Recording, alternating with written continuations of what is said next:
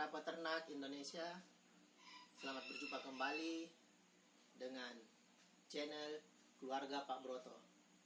Kali ini kita akan membahas tentang cara mengoperasionalkan alat tetas mucang ini. Dalam video sebelumnya kita sudah mengenal alat tetas ini, tapi mungkin ada beberapa detail atau rahasia yang belum terungkap. Untuk itu pada konten hari ini kita akan mengungkap semua sehingga hasilnya betul-betul maksimal yang kita dapatkan.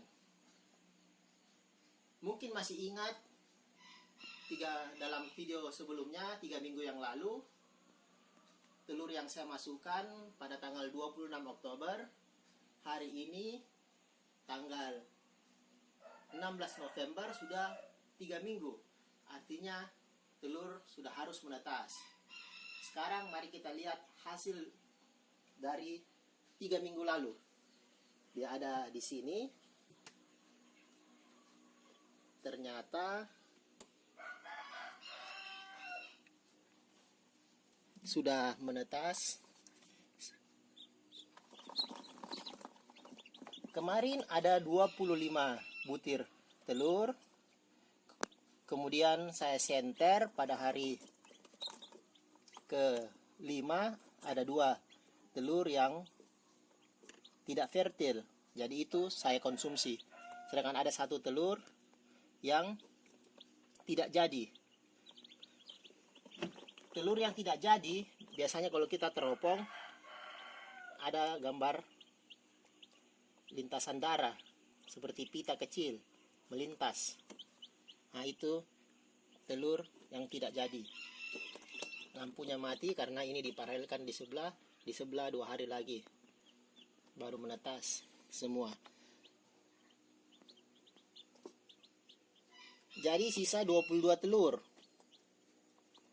Nah, 22 telur ini hasilnya ada 19 anak ayam. Ada 3 telur yang tidak menetas atau belum menetas, kemungkinan sudah tidak jadi.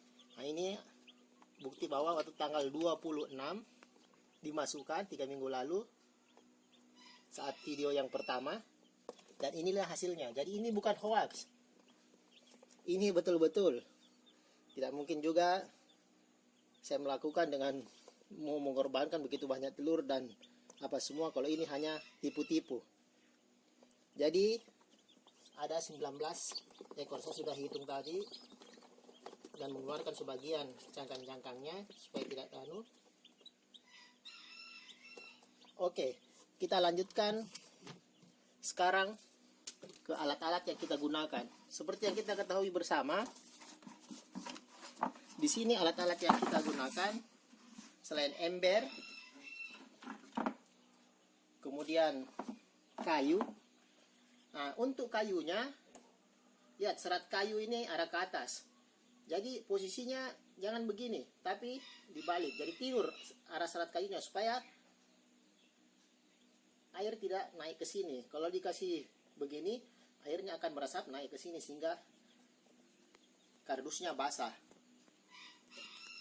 Nah, itu juga biasa kita salah. Kemudian bila kita sudah susun dia, ada 1 di tengah, kita taruh. Ingat, ini dilubang-lubangi. Yang kasarnya kita taruh dulu di sini. Bisa juga kita memakai ram di bawahnya dengan tujuan supaya ini tidak basah. Dan kalau kita tidak pakai, hanya pakai kardus saja, lihat, siapa tahu airnya meresap membasahi kardus, langsung ganti kardusnya saja, tidak masalah. Karena ada beberapa kejadian kardusnya ini basah, dia jadi lembab. Tapi seandainya kalau ada memang bekas ram bekas, tidak masalah. Ini sudah ini, nah, kita pakai alas, itu lebih bagus lagi.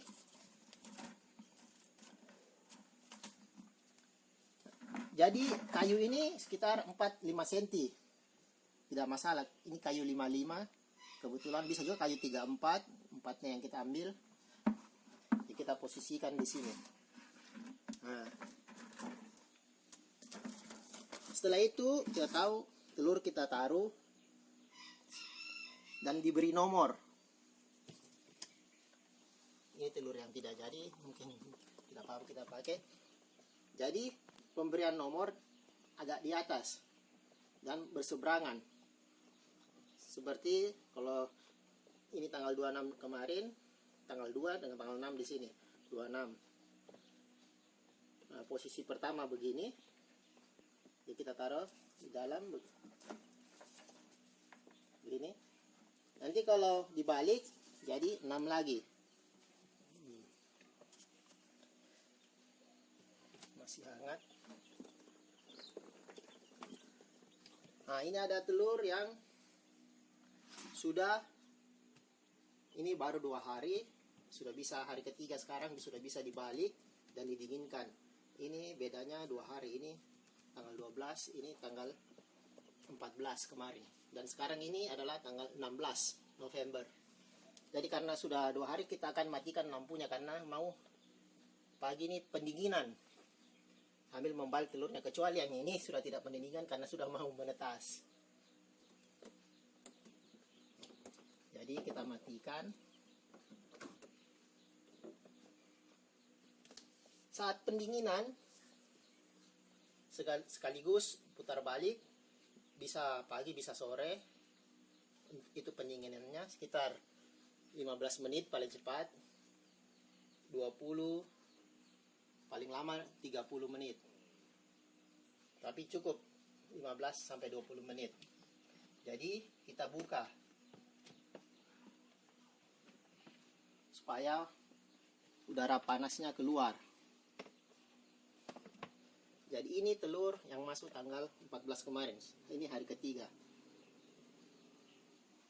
1/4. Ini telur tanggal 12, 1 dengan 2, beda-beda. Tapi saya paralelkan. Jadi kemarin waktu dikasih masuk di angka 1. Sekarang kita balik ke angka 2, ke angka 4. Cara membaliknya juga ada caranya. Di sini sambil membalik kita mengatur posisi telur. Posisi telur yang sebelumnya di pinggir kita balik menjadi dia di tengah. Jadi kita kasih masuk dia di tengah, sepanjang tengah ini. Kayak ada yang di pinggir, ada yang supaya apa? Karena panas yang di tengah dengan di pinggir itu agak beda. Mungkin sekitar 0,5 derajat. 0,3 sampai 0,5. Jadi kita pindahkan. Nah, yang agak di tengah jadi kita tukar.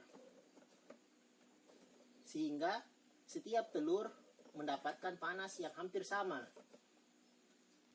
Jadi waktu menetasnya pun menjadi sama. Nah, begitu seterusnya. Jadi ini masa pendinginan. Taruh agak ke sini supaya tidak mengganggu. Ini dia 4 hari yang lalu. Nah, untuk penutupnya, nah, bisa kita taruh dos, bisa juga tidak.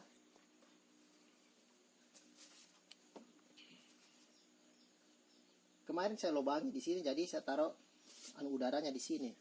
Bisa juga kalau kita di pinggir untuk ventilasinya. Jadi kita tinggal goyangkan saja. Jadi untuk hari pertama dan sampai hari kedua sebelum telur dibalik ini ditutup rapat. Nah, setelah hari kedua ke atas kita buka sedikit, sekitar 1/4. Nanti hari ke-8 nah, kita buka lagi. Kemudian hari ke-10 buka keseluruhannya sampai menetas. Kayak ini kita sudah tidak tutup lagi. Ini sudah ada 10 hari. Jadi dia akan kita buka lagi. Kita buka saja. Ini juga pendinginan.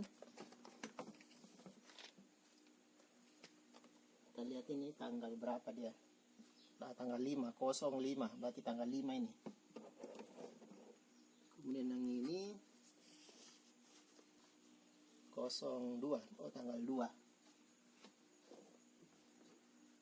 Jadi kita memutar telur mulai dari hari ketiga sampai hari ke-17. Hari ke-18 tidak perlu lagi karena sudah mau menetas, sudah retak. Karena hari ke-19 sudah mulai retak. Dan hari ke-20 sudah menetas, 21 menetas semua.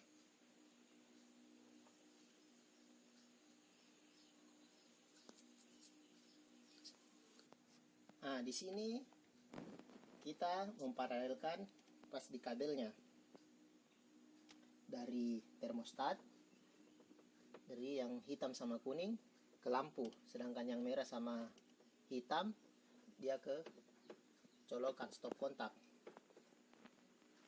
Bisa juga kita sambungkan ke fittingnya langsung, ini seperti ini, sambung di fittingnya, terserah yang mana kita rasa lebih bagus. Jadi pada hari pertama sampai kedua setelah telur dimasuk, ditutup rapat. Kemudian kita atur suhu, kita atur dengan cara, coba di sini karena belum masih ini, kita atur P0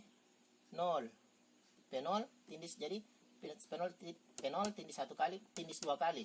Oke, kita atur ke suhu 38,0. Nanti kita kembalikan lagi, hanya ini untuk contoh. Kemudian suhu tertingginya P1, baru P0 nya lagi. Oke. Nah, dia ke 38,8. Jadi 38,8.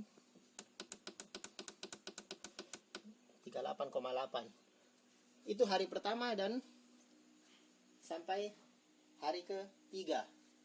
Untuk hari ke-4 sampai hari ke-17 kita setel lagi P0 tindis 2 kali. Oke, jadi 38,5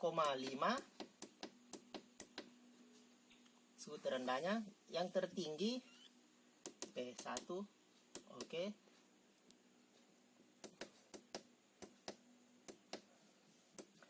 tiga 39,3. Jadi 38,5 sampai 39,3. Itu hari ke-4 sampai hari ke-17. Sedangkan hari ke-18 sampai menetas P0. Oke, 38, jadi 39 yang terendahnya, dan yang tertingginya P1. Oke, itu 40.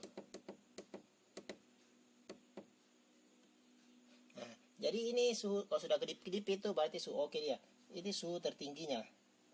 Suhu untuk menetas terendahnya 39 P0. Nah, dengan menstel seperti ini, maka suhu yang kita dapatkan sesuai dengan keinginan kita. Kemudian ada lagi kejadian bahwa ember pertama dengan ember kedua yang diparalelkan, ternyata panasnya tidak sama. Nah, seperti saya pegang di sini. Ini ada kejadian. Ini coba dengan sama-sama dengan yang di tengah kita pegang.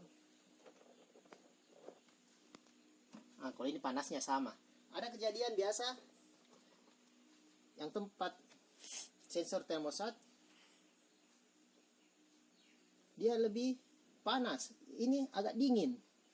Nah, bila kejadian begitu, pada saat kita balik telur, nah, yang ini kita buka agak lama, yang ini jangan terlalu lama. Kemudian pada saat pendinginan, biar ini agak lama, ini supaya nanti dia stabil sama suhunya, begitu.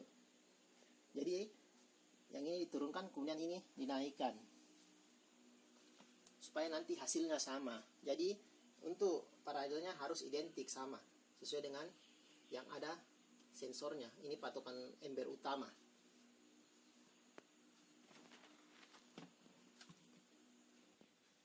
Bagaimana dengan pengaturan airnya? Jadi air yang kita masukkan di sini sekitar setengah senti saja, atau 1 gelas kecil yang 200 ml. Setelah ditaruh, dan setelah seminggu kita cek airnya masih ada atau sudah habis. Nah, kalau lihat masih ada sisa sedikit, nah kita tambahkan. Caranya bagaimana ya? Pada saat pendinginan, telur kita kasih keluar,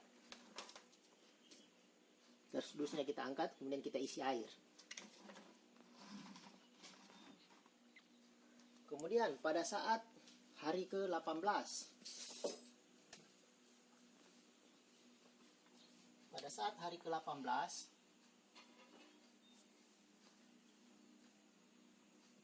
suhu sudah di setel 39 sampai 40 derajat Celcius.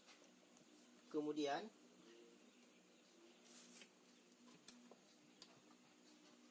pada hari ke-19 dia sudah mulai retak. Coba kita lihat yang ini, apakah sudah mulai ada? Belum ada, mungkin agak siang. 19 suhu sudah di setel karena 1 hari kemudian akan menetas. Ini sekarang kita beri tambah kelembaban kain kecil yang kita basahi, kemudian kita peras, jangan sampai menetes, hanya basah saja, dia tidak boleh menetes, nanti kena telur. Nah, kita taruh di pinggir seperti ini, supaya kelembaban di dalam sini bertambah untuk mempermudah retaknya telur. Kalau sebelum ada yang menetas, kalau sudah kering ininya kita basahi lagi. Tapi kalau sudah ada yang menetas dan ini sudah kering, tidak usah lagi dibasahi. Karena telur-telur yang menetas dengan ayamnya itu dalam keadaan basah, sehingga ada penguapan juga, dia tetap terjaga kelembabannya.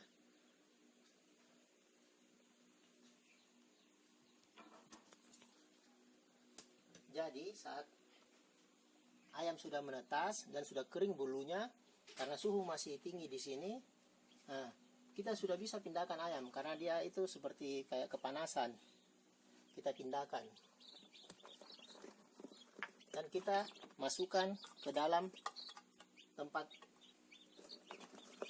brooding. Kita dari ember, dari kardus saja. Jadi kita angkat semua,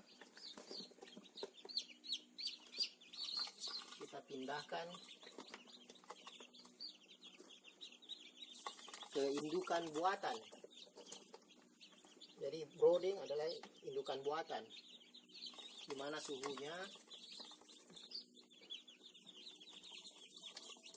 35 derajat Celcius, 33 sampai 35 derajat. Jadi ini kita taruh ke tempatnya.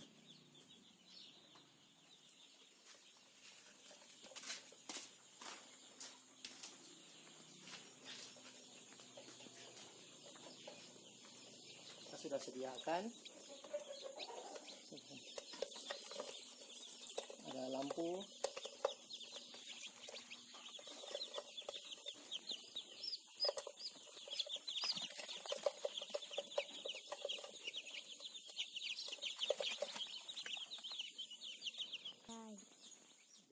kali 40, ini cukup untuk 20 sampai 25 anak ayam. Ada yang saya lupa teman-teman, bahwa lampu yang saya gunakan tadi itu lampu 15 watt. Tapi teman-teman bisa mencoba untuk lampu yang 5 atau 10 watt. Karena di daerah Timur Tengah ini tidak ada lampu 5 dan 10 watt. Kita coba saja. Yang penting suhunya tercapai, terutama pada malam hari. Tercapai sampai 40 derajat Celcius. Dengan lampu 5 watt, kalau bisa tercapai itu kita pakai supaya lebih irit. Jadi teman-teman bisa mencobanya. Persentase dari telur yang fertil sekitar di atas 90%, karena untuk ember yang satu ini dia fertil semua. Yang di sini hanya 2 yang tidak fertil. Dari 50 butir telur, 2 yang tidak fertil. Berarti ada sekitar 96% yang fertil. Kemudian yang menetas, dari 22 telur yang fertil, itu menetas 19. Jadi sekitar 86%. Jadi sudah memenuhi syarat untuk bisa dijadikan alat mesin tetas yang bagus. Sekian saja para peternak. Kita akan bertemu kembali untuk konten-konten yang lain, seperti bagaimana supaya telur ini bisa fertil banyak, indukannya bagaimana, dan bagaimana supaya indukan itu telurnya banyak, terutama ayam kampung. Kita akan lihat pada konten yang lainnya, sehingga yang belum subscribe bisa di subscribe supaya tetap bisa melihat konten yang lain.